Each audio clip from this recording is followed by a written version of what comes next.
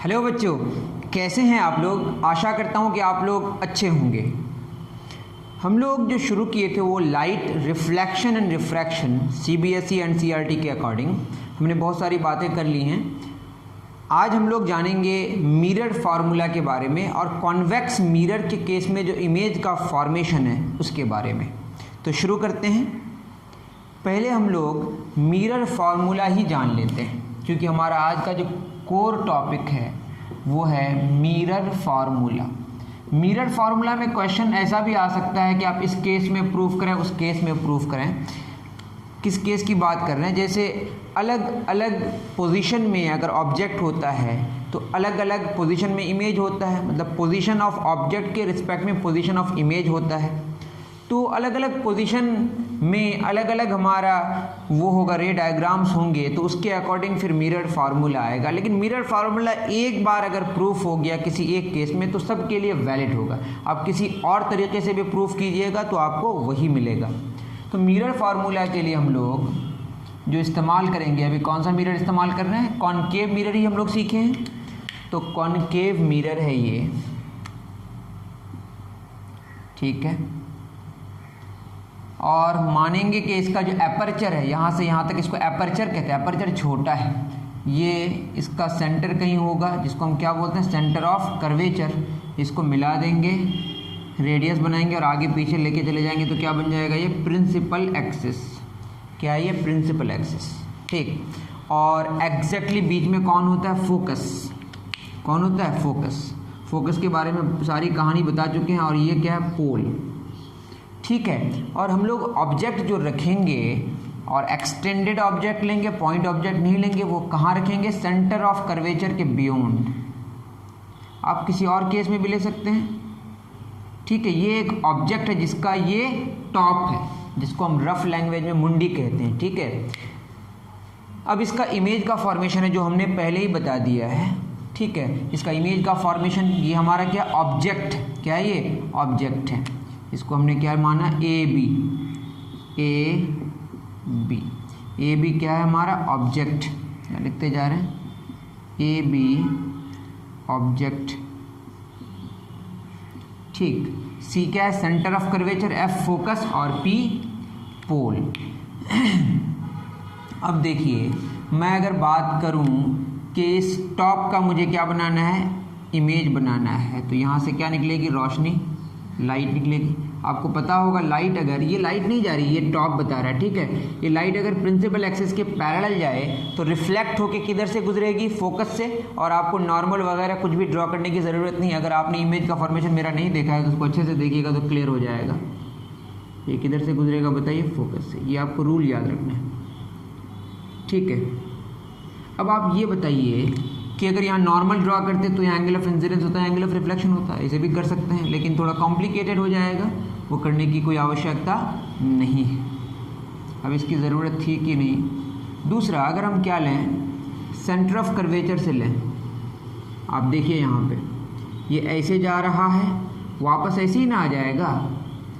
अब बताइए ये आपका क्यों ऐसा हुआ, क्योंकि सेंटर ऑफ कर्वेचर से जाएगा तो ये तो नॉर्मली जा रहा है ना। देखिए यहाँ पे यही तो आपका क्या है, रेडियस है, ये नॉर्मल है, नॉर्मली वापस आ जाएगा। तो नॉर्मली सेंटर ऑफ कर्वेचर से पास करने का मतलब नॉर्मली जा रहा है। इस पर डिस्कशन हो चुका है। ये नॉर्मली यही ना आपका रेडियस है, ठीक है। तो दोनों की मुलाकात तो यहीं पे हुई ना। तो टॉप यहाँ पे है, लेकिन इमेज का जो टॉप है, इमेज टॉप का जो इमेज बना वो कहाँ बना, नीचे बना। दैट मीन्स, और ये तुमको पता ही है कि ऑब्जेक्ट जब सेंटर ऑफ कर्वेचर के बियॉन्ड रहेगा तो इमेज जो बनेगा सेंटर ऑफ फोकस के बीच बनेगा। ये यहाँ बना तो हमको समझ आ गया कि इसका इमेज यहाँ बनेगा। किसका, बॉटम का, यहीं पे बनेगा। इसको हमने ए डैश मान लिया, इसको क्या मान लिया, बी डैश। ये आपका इमेज हो गया। तो ए डैश बी डैश क्या हो गया, इमेज हो गया आपका, ठीक है। इमेज का साइज छोटा बना इस केस में, ठीक, कोई बात नहीं। तीसरा जो हम लोग लेंगे वो लेंगे पोल होते हुए, जिसकी ज़रूरत है हमें, ठीक है। थोड़ा फिगर हमारा जानते ही हैं, अच्छा नहीं बनता है। यही आपका क्या है, नॉर्मल है। रेडियस ही तो नॉर्मल होता है ना, बार बार बताने की ज़रूरत नहीं। आप परेशान हो जाइएगा कि क्या सर एक ही बात आप बता देते। ये थर्ड वाला इंसिडेंट रे है, ये थर्ड वाला रिफ्लेक्टेड रे है, ठीक, अब यही सब हम लोग इस्तेमाल करेंगे अच्छे से, कोई परेशानी नहीं होनी चाहिए आपको। अब अगर हम इस पे अच्छे से ध्यान दें, आप देखिए ट्रायंगल ए बी पी, ए में कितना एंगल बन रहा है 90 डिग्री, अच्छे से देखिए ट्रायंगल ए बी पी, एक ट्रायंगल ए बी पी, ठीक है। दूसरा ट्रायंगल क्या है हमारा, यहाँ देखिए ए डैश, ए में कितना 90 डिग्री, तो यहाँ पे ए डैश में कितना डिग्री 90 डिग्री, ध्यान से देखिएगा, ठीक है। और आप जानते हैं ये एंगल ऑफ इंसिडेंस x है अगर, तो एंगल ऑफ रिफ्लेक्शन भी क्या होगा x, ये दोनों एंगल सेम है। तो आप ये देखिए जो ट्रायंगल में हम बात करेंगे, ए के साथ ए डैश कॉरेस्पॉन्डिंग होगा क्योंकि दोनों 90 डिग्री है, p वाला यहाँ x है, यहाँ p वाला यहाँ पे x है, तो p लास्ट में होगा और b डैश यहाँ पे होगा। ये दोनों क्या होगा, सिमिलर होगा, क्या होगा, सिमिलर होगा। या हम इसी को कैसे लिखेंगे, A dash B dash P को पहले लिखेंगे, देखिए A dash P B dash, triangle A dash P B dash similar होगा किसका, ट्रायंगल ए डैश 90 डिग्री, तो ए 90 डिग्री, पी के साथ पी और बचा कौन बी। अगर दो एंगल सेम होंगे तो तीसरा एंगल भी सेम होगा, जो कि ट्रायंगल के जो इंटीरियर एंगल्स का जो समेशन है वो 180 डिग्री होता है। तो दो एंगल्स अगर बराबर है तो तीसरा एंगल को भी क्या होना पड़ेगा, बराबर होना पड़ेगा। तो दो एंगल्स अगर सेम है तो दोनों जो ट्रायंगल्स हैं वो आपस में सिमिलर है, और जब सिमिलर होता है तो उनके साइड्स का रेशियो बराबर होता है। That means A dash B dash, यहीं से देख सकते हैं A dash B dash, first last, इसका भी फर्स्ट लास्ट क्या होगा, ए बी। आप समझ पाए ना कॉरेस्पॉन्डिंग कैसे निकाले, ए के साथ ए डैश और पी के साथ पी, उसके बाद बी के साथ बी डैश, ठीक है। इज इक्वल टू क्या हो जाएगा, तीन साइड्स होते हैं, दो ही साइड्स हम इस्तेमाल करेंगे वैसे। देखिए फर्स्ट और देखिए P A dash, P A dash, तो यहाँ क्या होगा P A, second first second first, और जो तीसरा साइड है P B dash, P B dash, इसकी कोई ज़रूरत हमें नहीं है। तो ये हमारा फर्स्ट इक्वेशन हो जाएगा, ये हमारा आया A dash B dash over A B is equal to P A dash. P A dash क्या होगा बताइए, ये इमेज है, ये पोल है, पोल से इमेज का जो डिस्टेंस है उसको हम कहते हैं इमेज डिस्टेंस। क्या बोलते हैं इसको, इमेज डिस्टेंस। तो पी ए डैश कौन सा डिस्टेंस है, इमेज डिस्टेंस। और डिस्टेंस जो optical distances are sign sensitive, सारे डिस्टेंस कहाँ से लेते हैं, पोल से, और ये इंसिडेंट रे का डायरेक्शन है, पोल से इमेज की तरफ आएंगे तो ऑपोजिट ऑफ इंसिडेंट रे होगा तो निगेटिव होगा, और इमेज के डिस्टेंस को हम लोग v से सिंबलाइज करते हैं तो माइनस v होगा, दैट इज ये होगा माइनस v, ठीक है। उसके बाद नीचे पी ए है, P A object distance, P A क्या है बताइए, ऑब्जेक्ट डिस्टेंस, इसको u से सिंबलाइज करते हैं, माइनस u होगा, ये होगा माइनस u। दैट मीन्स कि a dash b dash divided by A B, ये होगा v ओवर u। ये आपका पहला एक इक्वेशन आ गया, ठीक है।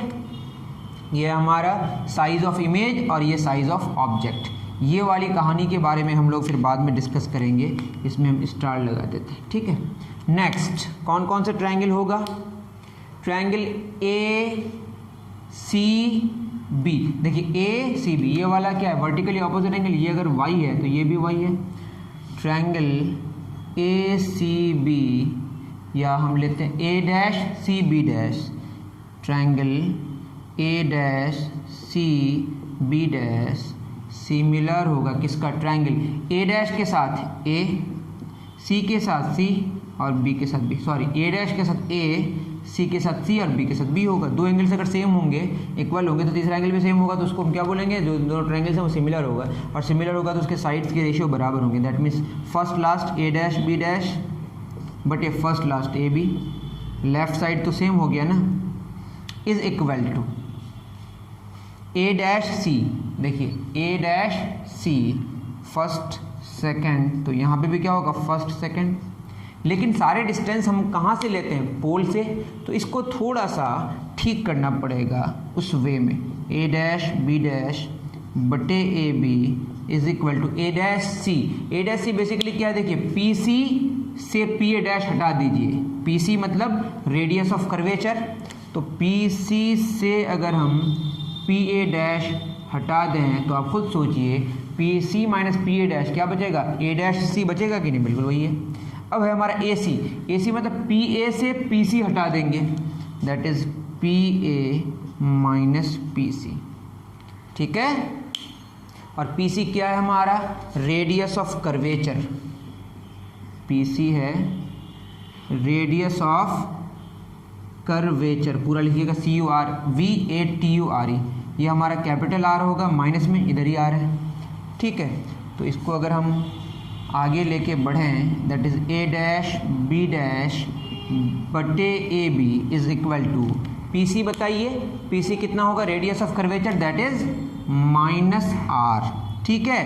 PA डैश क्या होगा हमारा, PA dash that is image distance, पहले ही लिख चुके हैं, minus V over PA object distance minus U minus PC, फिर क्या होगा minus R, that means A dash B dash over AB is equal to minus R plus V minus U plus R, ठीक है। इतनी बात आपको समझ आ गई होगी, इतना आप नोट डाउन करें। ये हमारा इक्वेशन 2 हो गया। 1 और 2 में अगर देखें लेफ़्ट और राइट सेम है, जब लेफ़्ट राइट सेम होगा, सॉरी लेफ़्ट सेम है तो राइट भी क्या होगा, सेम होगा। अगर बाईं तरफ सेम है तो दाईं तरफ भी सेम होगा ना, तभी तो बात बनेगी। इतनी बात आपको समझ आ गई होगी। चलें आगे, तो हम यहाँ पे लिखते हैं अभी फ्रॉम 1 and 2, फ्रॉम 1 and 2 क्या होगा, माइनस R प्लस V, पहले इसको भी लिख सकते थे, minus U plus R is equal to V over U। इसको क्या करना है, इसको फर्दर आगे लेके जाना है, ठीक है। इतना आप नोट डाउन तो कर ही लिए होंगे। और जो रेडियस ऑफ कर्वेचर होगा वो किसके बराबर होगा, 2F के बराबर, ये पहले से पता है हमें। और ये F क्या है, फोकल लेंथ, प्रिंसिपल फोकस और पोल के बीच का डिस्टेंस, ठीक है। अब क्या होगा, U into minus R plus V into minus U plus R, cross multiply कर दिए, minus UR plus UV minus UV plus VR, that is क्या होगा, UV माइनस UV इस पार आएगा तो plus UV is equal to VR minus UR उस पार जाएगा तो plus UR, that is 2UV is equal to VR plus UR। इतनी कहानी आपको समझ आ गई होगी। ये भी आपका एक्चुअली UV और R में रिलेशन है, आप ऐसा मान सकते हैं, ये भी आपका वैलिड है। लेकिन क्या करेंगे, इसको स्टैंडर्ड वे में जो आपको बुक में नज़र आता होगा उसमें UVR से लेफ़्ट में भी डिवाइड किया गया और UVR से राइट में भी डिवाइड किया गया। जब डिवाइड करेंगे तो इससे भी डिवाइड होगा, इससे भी डिवाइड होगा, ठीक है ना बच्चों। इतनी बात आपको समझ आ रही है।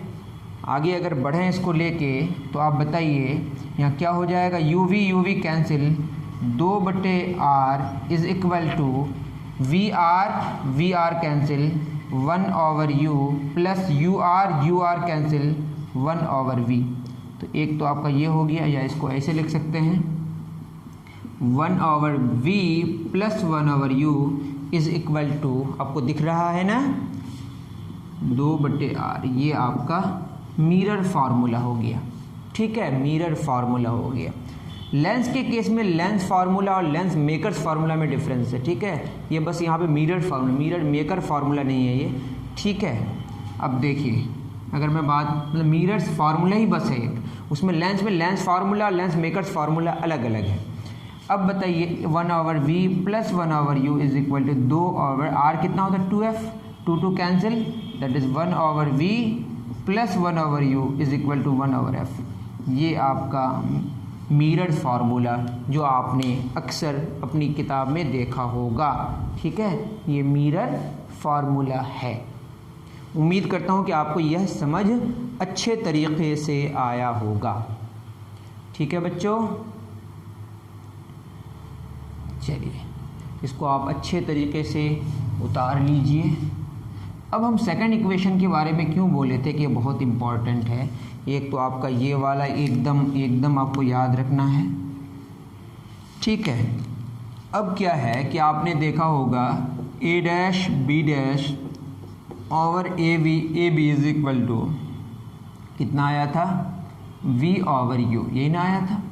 इसको अगर हम लिखें आप a dash b dash, basically यहाँ के हिसाब से अगर देखें ये है size of image h i, height of image है, साइज ऑफ इमेज, नीचे है तो माइनस होगा। ए बी इसके रिस्पेक्ट में बात हो रही है, size of object plus H O object v over u, ठीक है। दोनों तरफ माइनस से अगर मल्टीप्लाई करते हैं तो माइनस एच आई, ये तो प्लस है, लिखने की कोई ज़रूरत नहीं है। इधर भी माइनस से हमने इधर भी माइनस लगा दिया, इधर भी माइनस है, कोई फर्क नहीं पड़ेगा। लेकिन ये माइनस माइनस क्या हो जाएगा, plus H I over H O is equal to minus V over U. ये क्या है, साइज ऑफ इमेज और ये साइज ऑफ ऑब्जेक्ट, इन दोनों का रेशियो को हम कहते हैं मैग्नीफिकेशन। क्या कहते हैं, मैग्नीफिकेशन। दैट इज मैग्नीफिकेशन का फॉर्मूला हो गया एक और माइनस वी ओवर यू। इसके बारे में मैंने पहले ही बात कर ली थी, जो आपको पता होगा, यहाँ से यह प्रूफ हो गया, ठीक है। तो मैग्नीफिकेशन होगा एक H I over H O, the ratio of size of image and size of object, और the ratio of object distance, sorry image distance and object distance, but क्या लगेगा, माइनस लगेगा, साइन की बात भी होगी, ठीक। ये सारी बातें हमने कर चुकी है। तो ये है आपका मिरर फार्मूला। कौन सा formula, mirror formula. Mirror formula पे आप कई क्वेश्चंस कर सकते हैं, ये आपकी मर्ज़ी है, ठीक है बच्चों। मेरे पास अगर कोई हो, मैंने कौन सी कॉपी लेके आ गया, चलिए कोई बात नहीं, क्वेश्चन था मेरे पास, अगर मिल जाता है तो ठीक है, नहीं मिले तो भी ठीक है, क्या कर सकते हैं। इतना उतारिए आप,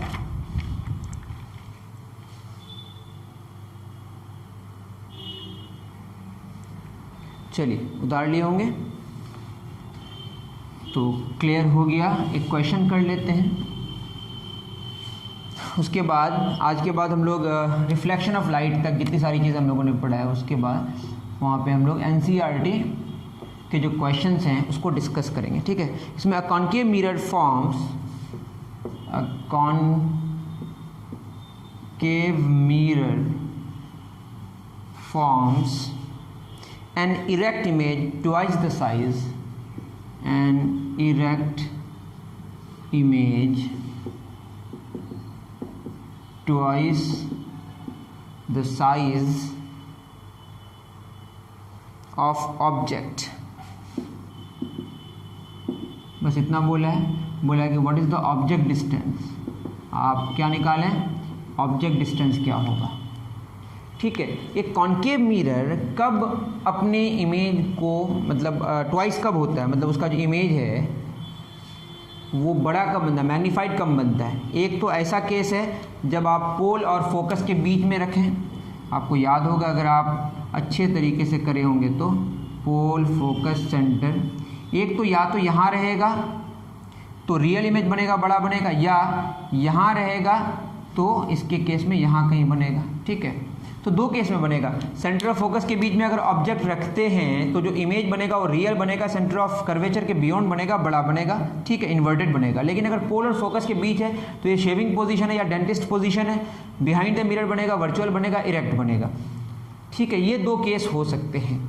तो कौन सा केस होगा उसके लिए हमें कुछ करना पड़ेगा। क्या करना पड़ेगा, या दोनों ही केस होगा, समझने की कोशिश करते हैं। देखिए क्वेश्चन है concave mirror forms an erect image, मैं तो बोल ही दिया इरेक्ट इमेज, अब तो कोई बात ही नहीं है, मैंने देखा ही नहीं था। इरेक्ट का मतलब आपको समझ आ जाना चाहिए कि क्वेश्चन जो दिया है पोल और फोकस के बीच का ही दिया है, यही वाला है, ठीक है। यहाँ पर ऑब्जेक्ट, क्योंकि कैसा इमेज है, इरेक्ट इमेज। इरेक्ट इमेज कब बनेगा, जब आप ऑब्जेक्ट को पोल और फोकस के बीच में रखेंगे, ठीक है। इरेक्ट इमेज बनेगा तो ये वाला ऊपर है अगर ऑब्जेक्ट, तो इमेज भी ऊपर है, अगर ऑब्जेक्ट नीचे है तो इमेज भी नीचे है, ठीक है। तो जो मैग्नीफिकेशन है हमने क्या जाना है, एच आई बटे एच ओ। अब बताइए अगर हम साइज ऑफ ऑब्जेक्ट को x लिए तो साइज ऑफ इमेज क्या होगा, 2x। ये अगर -x लेंगे तो -2x होगा, क्योंकि ऊपर है तो ऊपर, नीचे तो नीचे, तो नेगेटिव नेगेटिव पॉजिटिव हो जाएगा, पॉजिटिव पॉजिटिव पॉजिटिव रहेगा। तो इरेक्ट इमेज का मतलब मैग्नीफिकेशन पॉजिटिव ही आएगा, ये बात आपको याद रखना है। तो मैग्नीफिकेशन +2 आया, और मैग्नीफिकेशन फॉर्मूला और भी है, -v/u इज इक्वल टू क्या होगा 2, that is v is equal to होगा -2u। एक तो बात ये हो गई। अब बोला ऑब्जेक्ट डिस्टेंस क्या होगा, u ही फाइंड आउट तो करना है ना। अब बताइए ऑब्जेक्ट डिस्टेंस कहाँ होगा, पोलर फोकस के बीच में कहीं होगा, एग्जैक्टली बीच में हो सकता है, या नज़दीक हो सकता है, दूर हो सकता है, पोल से देख लेंगे। फॉर्मूला क्या है, mirror formula 1/v + 1/u is equal to 1/f। 1/v, v कितना -2u, u तो u है और यहाँ पे f है, ठीक है। ये होगा 2u -1 + 2 is equal to 1/f। इसको सॉल्व करेंगे तो 1/2u is equal to 1/f, that is 2u is equal to f, या u is equal to f/2। तो जो ऑब्जेक्ट होगा एग्जैक्टली पोलर फोकस में के कहीं बीच में होगा। जो ऑब्जेक्ट डिस्टेंस है फोकल लेंथ का आधा आया, इसका मतलब पोल और फोकस के एग्जैक्टली बीच में कहीं ऑब्जेक्ट होगा, जिसकी वजह से जो इमेज बनेगा वो इरेक्ट बनेगा और उसका एग्जैक्टली डबल बनेगा, ठीक है। तो ये क्वेश्चन था, उम्मीद करता हूँ कि आपको समझ आया होगा। तो हमारा एक छोटा सा टॉपिक और बचा हुआ है, वो है कॉन्वेक्स मिरर के केस में जो इमेज का फॉर्मेशन है वो हम लोग जान लेते हैं, और बस रियल ऑब्जेक्ट तक ही हम लोग सीमित रहेंगे, वरना आपके लिए डिफ़िकल्टी बढ़ जाएगी, और मैं नहीं चाहता हूँ कि आपके लिए डिफ़िकल्टी बढ़े, ठीक है। उदाहरण लीजिए, लिखिए इमेज फॉर्मेशन, कौन सा मिरर, कॉन्वेक्स मिरर। लिखिए टॉपिक इमेज फॉर्मेशन, कौन सा मिरर, कॉन्वेक्स मिरर, ठीक है। ये टॉपिक हमारा लास्ट है रिफ्लेक्शन ऑफ मिरर तक के लिए, ठीक है। उसके बाद हम लोग करेंगे पहले एनसीईआरटी के क्वेश्चंस, उसके बाद बढ़ेंगे फिर आगे, ठीक है। कॉन्वेक्स मिरर कैसा होता है आपको अच्छे तरीके से पता होगा, कुछ ऐसा है। हम लोग किधर इसको सिल्वर कलर करते हैं, पेंट करते हैं, वॉटएवर पॉलिश करते हैं, ऐसे ये आपका रिफ्लेक्टिंग सरफेस है, ठीक है। और ये पूरा होता तो इसका क्या होता है, इधर सेंटर ऑफ कर्वेचर कहीं होता, इसको ऐसे रेडियस ड्रॉ करेंगे, आगे लेके बढ़ेंगे तो क्या बन जाएगा, ये प्रिंसिपल एक्सिस बन जाएगा। इसमें कोई शक बिल्कुल नहीं होना चाहिए। एग्जैक्टली बीच में क्या होता है, फोकस होता है। फोकस के बारे में नहीं जानते तो आप जान लें। ऑब्जेक्ट को हम लोग इस पार रखेंगे रियल पार्ट में, किसमें रखेंगे, रियल पार्ट में, और वर्चुअल पार्ट में भी रख सकते हैं, लेकिन इतनी डिफिकल्टी में हम लोग जाने वाले नहीं हैं, ठीक है। ऑब्जेक्ट अभी मानते कहीं पे भी बिहाइंड द मिरर, ठीक है, मानते फिनाइट डिस्टेंस में, ये आपका ऑब्जेक्ट, ठीक है। और ये जो ऑब्जेक्ट है कैसा ऑब्जेक्ट है, पॉइंट ऑब्जेक्ट है। कैसा ऑब्जेक्ट है, पॉइंट ऑब्जेक्ट। तो किसके, पॉइंट ऑब्जेक्ट के हिसाब से number 1 eight finite distance,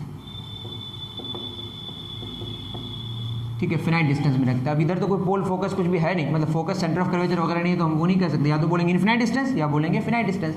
infinite distance का तो हमें पहले से ही पता है कि फोकस में बनेगा, उसको जानने की कोई आवश्यकता भी नहीं है। ये तो पता है कि इनफिनाइट डिस्टेंस में होगा तो कहाँ बनेगा, फोकस में। हम फिनाइट डिस्टेंस में रख के देख रहे हैं। अब बताइए यहाँ से अगर हमारी लाइट गई, रोशनी गई, यहाँ पे टकराएगी, रोशनी टकराएगी, तो यहाँ पे हमको क्या चाहिए, नॉर्मल चाहिए। तो नॉर्मल चाहिए तो क्या रेडियस ड्रॉ करेंगे, ये नॉर्मल है तो इधर से भी नॉर्मल है, ये तो नॉर्मल ही है ना। रेडियस हमेशा नॉर्मल होता है। आगे अगर मैं इसको ऐसे लिखूँ तो ये हमारा रेडियस इधर से भी नॉर्मल है, इधर से भी नॉर्मल है, बात समझ आ रही है, तो नॉर्मल है, ठीक है, ठीक है, कोई बात नहीं। ये हमारा इंसिडेंट है, ये पॉइंट ऑफ इंसिडेंस है, तो लाइट रिफ्लेक्ट करके किधर जाएगी, इधर कहीं जाएगी।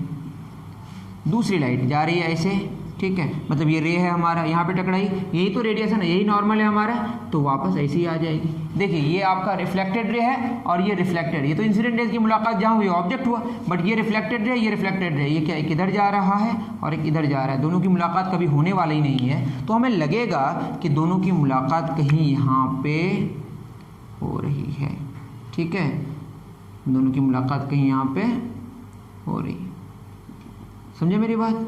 तो ये जो पॉइंट है पोल और फोकस के बीच, यहाँ पे क्या बना, इमेज बना, क्या बना, इमेज बना। दैट मीन्स कि ऑब्जेक्ट अगर फिनाइट डिस्टेंस में है तो जो इमेज होगा वो इमेज क्या होगा, बिटवीन पोल एंड फोकस लिखा हुआ भी रहता है। Objects in the mirror are closer than they appear, बहुत ही हमेशा पोलर फोकस, आप जितनी भी दूरी पर ऑब्जेक्ट रखे हैं जो इमेज बनेगा वो पोलर फोकस के बीच ही बनेगा। बस इन्फिनाइट डिस्टेंस में अगर ऑब्जेक्ट है तो इमेज फोकस में बनेगा, बट इन्फिनाइट डिस्टेंस तो कोई एग्जिस्ट ही नहीं करता है ना, तो इमेज हमेशा कहाँ बनेगा, पोलर फोकस के बीच। कॉन्वेक्स मिरर के केस में रियल ऑब्जेक्ट जब भी होगा तो इमेज हमेशा पोलर फोकस के बीच में बनेगा। याद रखिए रियल ऑब्जेक्ट के केस में, अभी कौन सा ऑब्जेक्ट की बात हो, रियल ऑब्जेक्ट में, तो पॉइंट ऑब्जेक्ट है और कैसा रियल है, तो रियल ऑब्जेक्ट की बात करें और कॉन्वेक्स मिरर की बात करें तो जो इमेज बनेगा उस ऑब्जेक्ट का हमेशा पोलर फोकस के बीच बनेगा और छोटा बनेगा, जो हम एक्सटेंडेड ऑब्जेक्ट में जानेंगे। और कैसा बनेगा, वर्चुअल, कैसा बनेगा, वर्चुअल। और आगे जान भी लेंगे डिमिनिश्ड बनेगा, वैसे पॉइंट ऑब्जेक्ट ले रहे तो डिमिनिश्ड कहे कोई फ़ायदा नहीं है, वर्चुअल बनेगा। और बिटवीन पोलर और तो कुछ बात ही नहीं है, और अगर कुछ बात होगी तो ज़रूर बताएंगे। तो ये बात हो गई किसकी, फिनाइट डिस्टेंस के केस में और पॉइंट ऑब्जेक्ट जो रियल है। अब चाहें तो आप वर्चुअल की भी बात कर सकते हैं, मैं उसकी बात अभी नहीं कर रहा हूँ।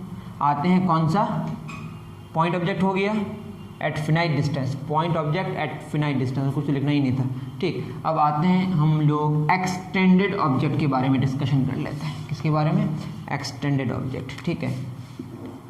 ये आपका कौन सा मिरर है, convex mirror, centre of curvature, focus, और कैसा ऑब्जेक्ट है आप बताइए, ऑब्जेक्ट है आपका एक्सटेंडेड, ठीक है, at finite distance, extended object. वैसे आपकी बुक में ऑब्जेक्ट लिखा हुआ रहता है वो एक्सटेंडेड ही मानता है, और ये कैसा है, रियल, एट फिनाइट डिस्टेंस। फिर मैं कह रहा हूँ अगर इनफिनाइट डिस्टेंस में होगा तो इमेज कहाँ बनेगा, फोकस में बन जाएगा, लेकिन इनफिनाइट कह के कोई एग्जिस्ट कुछ करता नहीं है, ठीक है। इसमें आपको तो रूल और रेगुलेशन याद रखना है कि अगर कैसे जाए, पैरेलल जाए, कैसे जाए, पैरेलल। तो अगर ये आपका टॉप है, ये आपका ऑब्जेक्ट है ए बी, ये टॉप से लाइट जा रही है, हम तो यहाँ का बना ही लिए ना, पोलर फोकस के बीच में बनेगा, तो ये अगर जा रहा है तो हमको यहाँ पे क्या ड्रॉ करना पड़ेगा, नॉर्मल। आपको ये करने की ज़रूरत नहीं है, लेकिन तब भी मैं करा दे रहा हूँ। ये आपका क्या है बताइए, ये आपका नॉर्मल, ठीक है, ये नॉर्मल है। ये आपका एंगल ऑफ इंसिडेंस है, ठीक है। ये लाइट किधर जाएगी बताइए, लाइट कुछ इधर जाएगी, और बेसिकली किधर जाएगी मैं आपको समझा दूँ, इधर जाएगी, ठीक है। तो ऐसा लगेगा कि फोकस से होते हुए आ रहे हैं, ठीक है। ये भी क्या होगा, एक्स होगा। तो आपको बात समझ आई, जब भी प्रिंसिपल एक्सिस के पैरेलल इंसिडेंट रे होगा तो रिफ्लेक्टेड रे जो होगा वो क्या होगा, फोकस से होते हुए होगा। किधर से होते हुए होगा, फोकस से होते हुए, ठीक है। वहाँ पे आपने जाना था फोकस से होते हुए जाएगी, लेकिन आपको यहाँ क्या लगेगा, फोकस से होते हुए आएगी, ऐसा लगेगा, ठीक है। एक बात तो ये हो गई।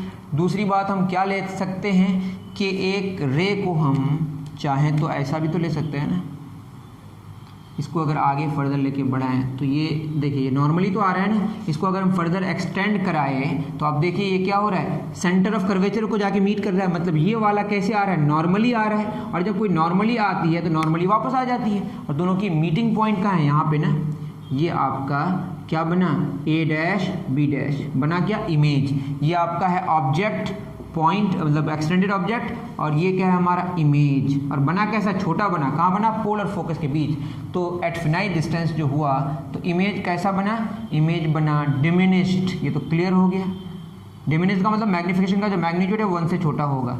और कहाँ बना, बिटवीन पोल एंड फोकस।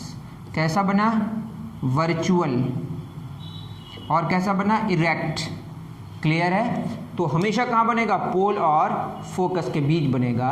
उम्मीद करता हूँ कि आपको समझ आया होगा, ये कहानी आपको समझ आ गई। अब बताइए मैग्नीफिकेशन की अगर बात करें तो ये ऊपर है पॉजिटिव, ये भी ऊपर है पॉजिटिव, मतलब ये size of image, size of object, या दोनों नीचे होता है, नेगेटिव बटन नहीं, पॉजिटिव ही आता है। दैट इज मैग्नीफिकेशन तो पॉजिटिव आया, और मैग्नीफिकेशन का जो मैग्नीट्यूड है वो 1 से बड़ा है। दैट इज मैग्नीफिकेशन 1 से बड़ा है, +1 से बड़ा है। ये बात समझ आ गई। मैग्नीट्यूड 1 से बड़ा और पॉजिटिव हो तो बेसिकली किससे बड़ा है, 1 से बड़ा है।